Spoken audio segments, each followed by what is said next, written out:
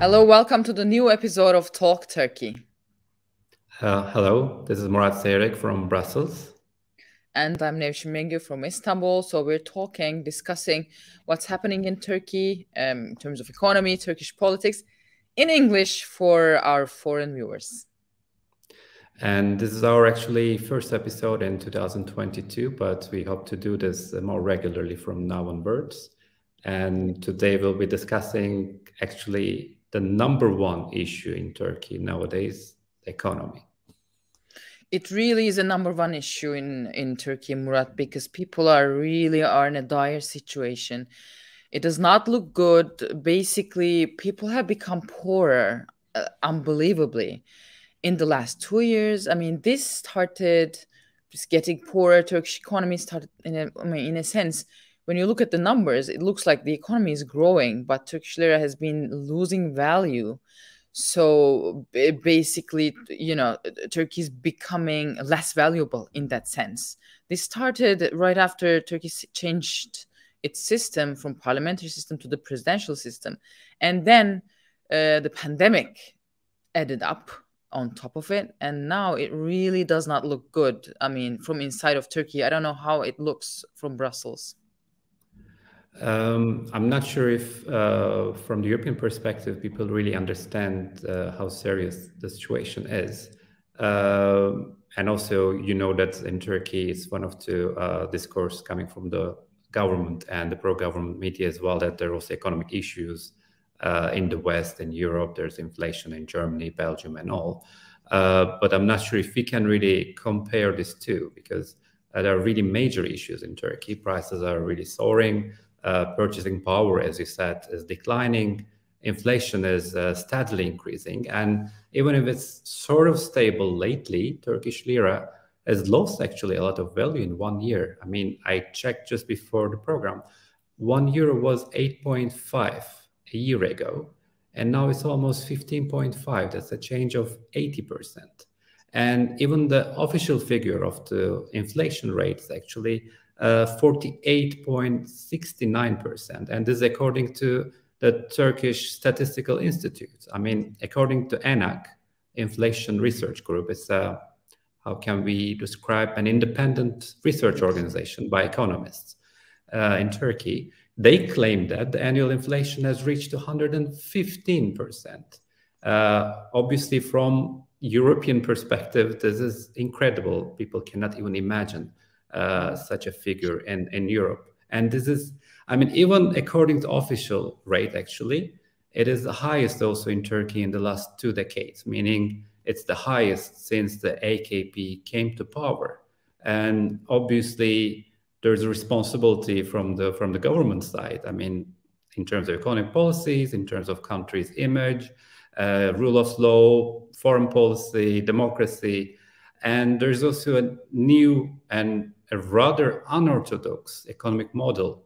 And President Erdogan is calling it an economic war of independence. That's also important. And he is claiming something which is against many conventional economic theories.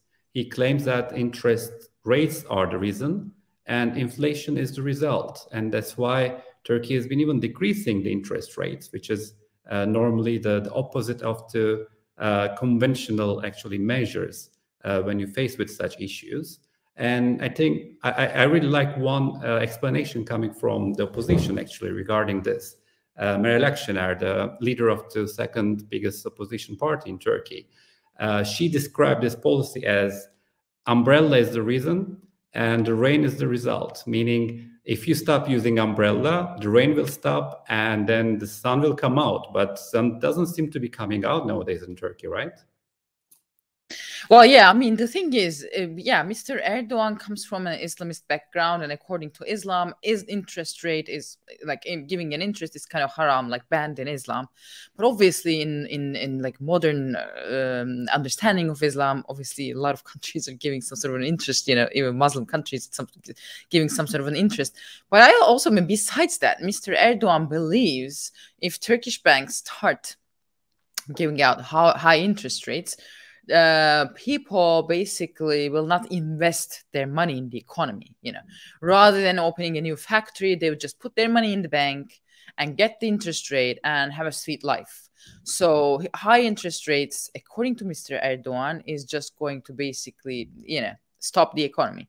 I understand in that sense his point of view, but I think what he does not understand is the only variant about economy is not the interest rate. For an investor to invest in an economy, you know, either be it a domestic investor, be it a foreign investor, what would an investor want? I mean, in simple terms, you would want to foresee the future in the economy that you're investing in, right? And you would want to trust that if something goes wrong, there is the rule of law and you can go to court and basically fix it if there's injustice, if there's something wrong. So this is the thing. This is what Turkey lacks. There is no rule of law, and basically Turkish politics is, you know, you cannot foresee. You cannot foresee if the Turkish government is going to change their policies, be it their economic policies or be it you know, like other terms of policies in the near future. You can never foresee that. Nobody knows that. So basically, neither the domestic investors nor the foreign investors are eager to invest in Turkish economy. That is the core problem. But Mr. Erdogan, he does not see the situation like that. I think this is the dire problem of Turkish economy. By the way, you were mentioning the numbers. So let's maybe share with our viewers some of the statistics that you've given. No, first of all, maybe this one, right?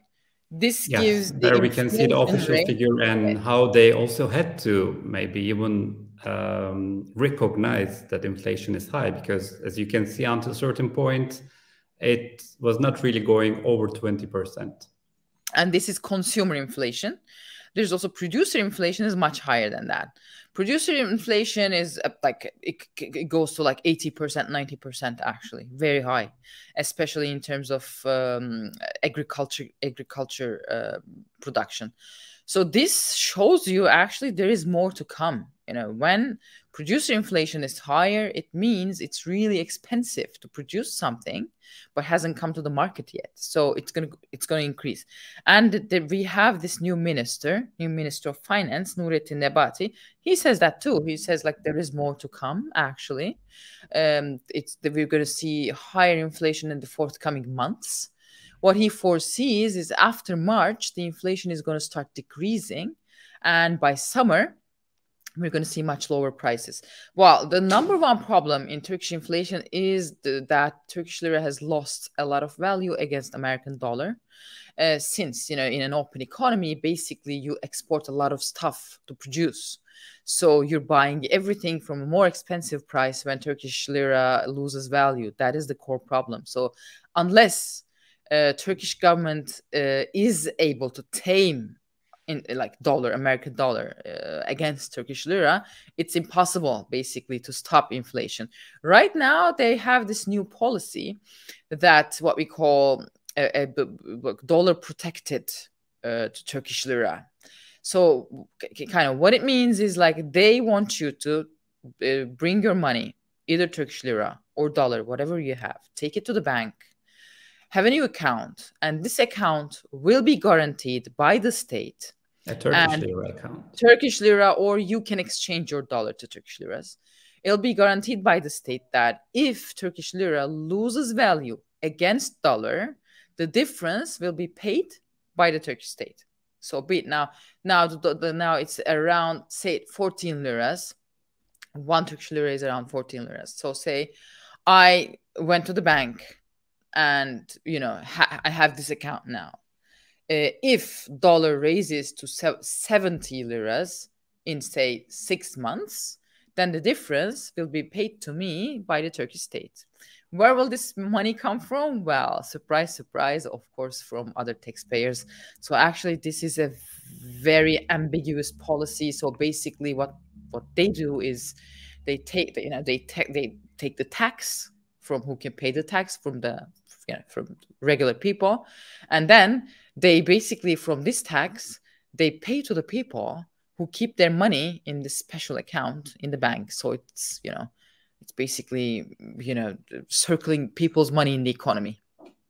And this is, of course, not sustainable in the long term, but probably the government doesn't really care about long term now because the elections are coming next year. So probably showing some economic indicators improving is the main priority for the government now. But also the global developments are not really helping Turkey either because there's soaring energy prices globally. We see consequences of this in Europe as well. But this is also making things much more complicated for many Turks and not only low-income and middle-income families, actually. On 1st of January, the electricity prices were raised 50 to 125%, actually for majority, I think 125%, right? And you were also sharing some invoices from, I guess, different people, small, medium enterprises as well. So this seems to be the hottest issue nowadays, and this is also affecting the electorate of the AKP, and so many people are actually reacting. Can you just elaborate about this, like Sure. how people Well, are the thing reacting is, to this? yeah, before that, like we want one or two sentences. The government's plan is they are waiting for the summer because Turkey is a tourism country, and what happens in summer, a lot of tourists come to Turkey and they bring their foreign currency, be it dollar, be it euro. So then we have the influx of foreign currency to the Turkish economy. Basically, they're waiting for that. That's why the minister says, well, after July, after June, July, we're going to have a very different, situation in Turkey. Everything will be under control. So their plan is to keep dollar at a certain price until summer.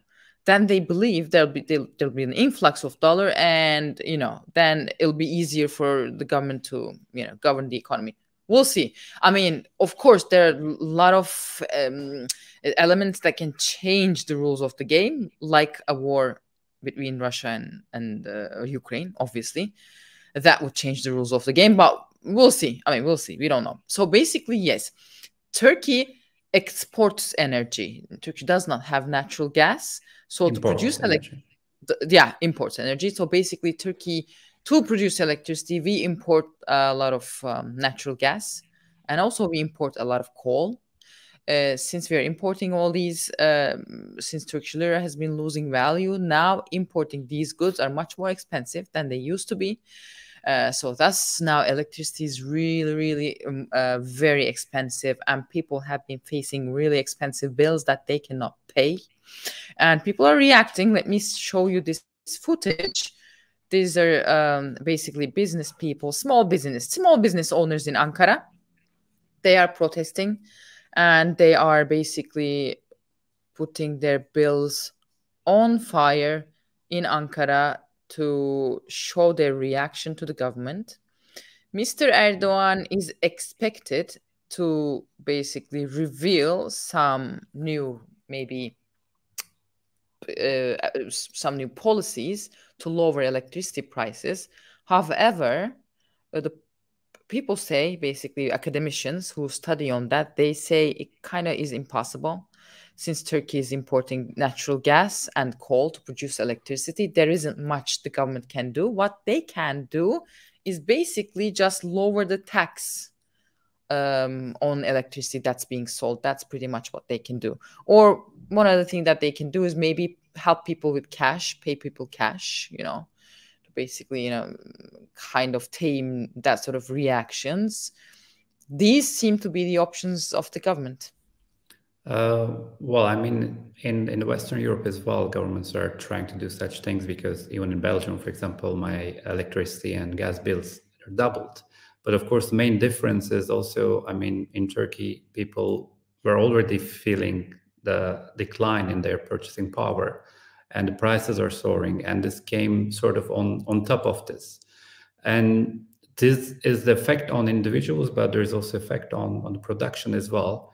So it's like a chain effect on inflation, which is already quite high.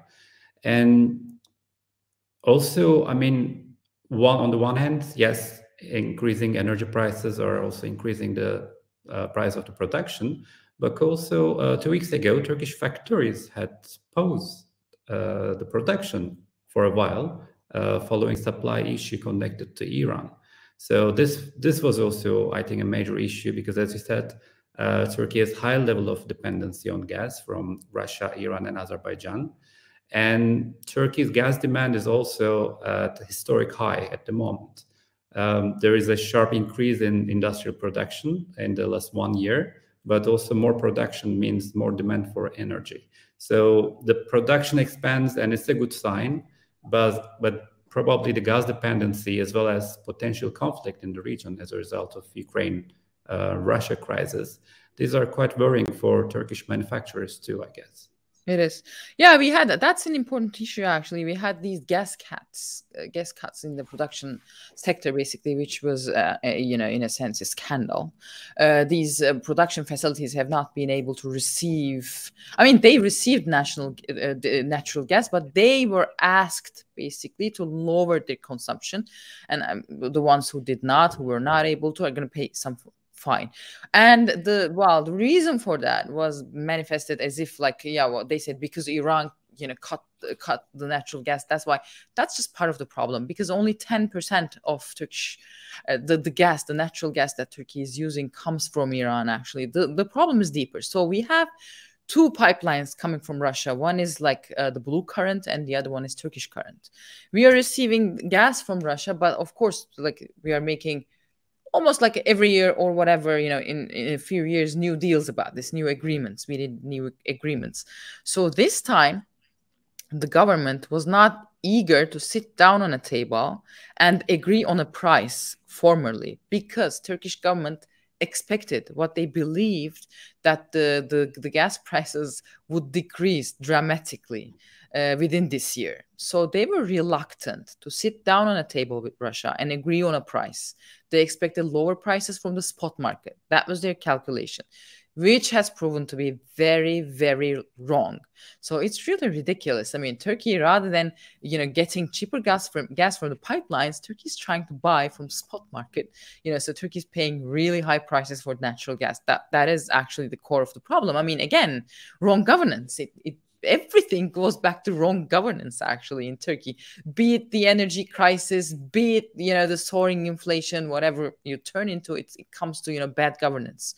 That is the problem. Well, we're talking about bad governance, but how about the opposition? Are people hopeful? Maybe it's time for me to show this poll by Metropol. I guess you'd agree with me. Mm-hmm. Is the opposition ready to govern? 46% say yes, 47.1% say no. So, I mean, although and we should also note that, I mean, the support to opposition is quite different than this figure. Like, if you put all opposition parties, we talk about 55 to 60% support. So True. It means even people voting for opposition parties, or who would be voting for opposition parties, even those people are not seem to be convinced by the opposition's program, or if there is any sort of program. Exactly. What do you think about that? Why are people so hopeless that the opposition would be able to govern Turkey?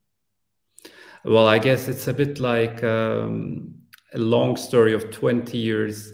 So many people, especially the ones voting for the government, in the back of their minds, they always thought that, okay, the opposition is not good in Turkey, they cannot rule Turkey. And this was the message, like, repeated maybe millions of times through media, through governing politicians and all. So I guess it is still in the back of their minds. And secondly, of course, when we talk about opposition, we talk about a group of parties, and they will need to agree on certain things. It's already, I think, quite unique that those parties can come together, they both discuss the electoral alliance, but also the alliance following the elections, how to rule the country, how to bring back for example, the parliamentary system. how to change economic, political, social issues in Turkey. But on the other hand, they don't seem to be yet convincing in terms of putting together a plan, because more or less we know like who is ruling Turkey now, because there's only like one person doing it. But when it comes to opposition, we don't know who will be ruling. We don't know who will be responsible for economy, what sort of policies will be implemented. And that's certainly also an issue, I guess, for the AKP voters as well, because we see more and more undecided voters, and most of them are coming from the ruling government bloc. So those people, it's very clear that they don't believe anymore that AKP, the government, can solve the issues, but they also need to be convinced that the opposition is an alternative. Because, I mean, economy is the number one issue, as we said. There's a number one issue for all Turks. I mean, there is also another visual, if you can bring it. We talk about 86% of the population. Economy is the biggest issue. This tells a lot. So it's unreasonable to expect that this will not have political consequences. So major economic issues don't only have socioeconomic, but also political consequences. So in this sense, I think there's a responsibility also for the opposition to reach out to those people and try to convince them. When we talk about opposition, we actually, I mentioned they're coming together to talk and to plan for elections and post-elections. We talk about 6 main parties, actually. That's the main opposition party, CHP, central left, Meral Akşener's central right nationalist E-Party, 2 breakaway parties from AKP, DEVA and Future parties, a small Islamist party, Saadet, Felicity Party, and a very small central right Democrat Party. So we talk about these parties coming together. And then, of course, what is missing in this potential opposition alliance is also the pro-Kurdish HDP. This is also one of the sensitive issues in Turkish politics. We talked about it before too. But I believe that HDP may still directly or indirectly support this opposition bloc, or at least this bloc's presidential candidates. There seems to be at least some level of dialogue between the main opposition parties, CHP and HDP. But we'll see how the opposition parties will come together and whether they will be able to convince the electorate that they can actually run this country much better than now. Yeah, as you said, I mean, these six opposition parties, they're coming together and they are revealing their program, that they're saying like we're gonna go back to the parliamentarian system and this is our roadmap. Yeah, they're working on something like that. But for example, what are they going to do in terms of economy? What will be their roadmap? They have not revealed anything about that yet. And on people's agenda, that's the number one issue. You know, right now, a regular Turkish person who's just, as we say, like you pick somebody up on the street and you ask this person, what is the biggest issue? They'd say economy. Everybody's feeling much poorer and they're lowering their life standards. Basically, it's a luxury to go to the cinema. Basic things to eat out. These have turned into luxuries. So basically, everybody's number one agenda is economy. Well, buying cucumbers seem to be luxury too nowadays. Yeah, cucumbers even. Unbelievable. I mean, Turkey is an agricultural country, basically. We have a lot of agricultural production, at least we used to have. Now it's even very expensive to produce vegetables. That's unacceptable.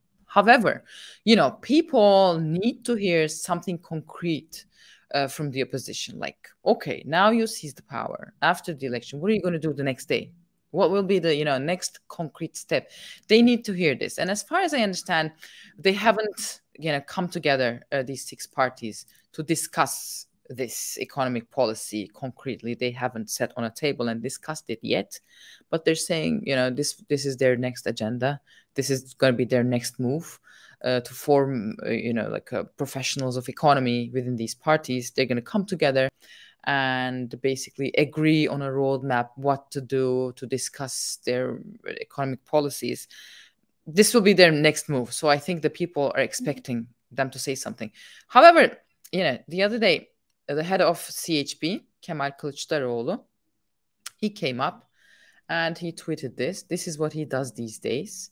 Some days he comes up and he says, gather at 10, gather around at 10. I'm going to talk about something. I'm going to have a new video. And he releases a new video. That's what he did the other day.